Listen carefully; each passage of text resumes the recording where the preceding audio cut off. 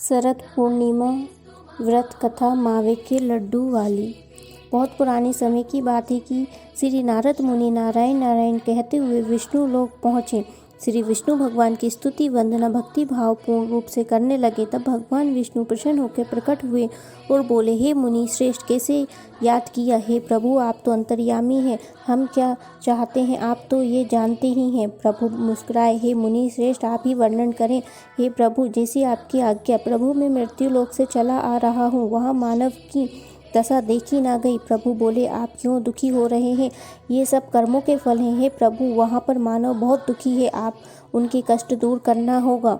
तो हे नारद मुनि सुनो, मैं तुमको शरद पूर्णिमा के नाम से जानी जाने वाली व्रत कथा बताता हूँ। इसकी विधि विधान से करने से सब कष्ट दूर होते हैं, सो तुम ध्यान पूर्वक सुनो। मथुरा नगरी से सुभद्रा नाम की पंडितानी रहती थी। वह शरद पूर्णिमा का व्रत रखती थी। भगवान जी उससे प्रसन्न हुए एवं इच्छित वरदान देते हुए कहा, इसकी विधि विधान सभी को बताइए। तब वह एक साहूकार को ये व्रत की विधि बताती है। साहूकार ध्यान से सुनने लगता है। सुभद्रा बोली, मैं शरद पूर्णिमा का व्रत करती हूँ, यह उसी का फल है। साहूकार ने पूछा, इसकी विधि क्या है? सुभद्रा बोली, एक लकड़ी के पाटा पर एक लोटा पवित्र जल भरकर रखें, एक रोली से स्वास्तिक चिन्ह लोटे पर बनाइए। इसके बाद पीतल के गिलास में गेहूं के छाने भरकर रख दें। गिलास पर दक्षिणा चढ़ावें। इसके बाद स्वयं तिलक लगावें।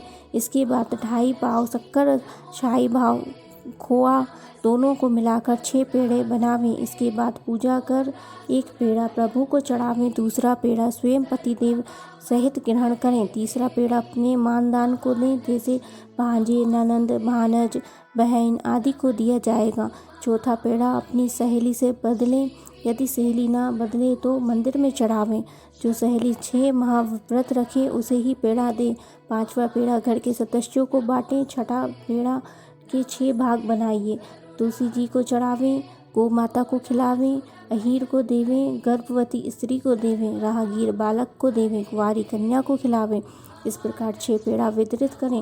लोटे में रखे जल से चंद्रोदय के समय चंद्रमा को जल चढ़ावें। घर जाकर साहूकार ने पत्नी को व्रत रखने के लिए कहा। जब उसकी पत्नी ने व्रत की विधि पूछी तो व्रत की विधि समझाई, तब व्रत शुरू कर दिया, जिसका फल यह मिला कि साहूकार के यहाँ 2 कन्याओं का जन्म हुआ।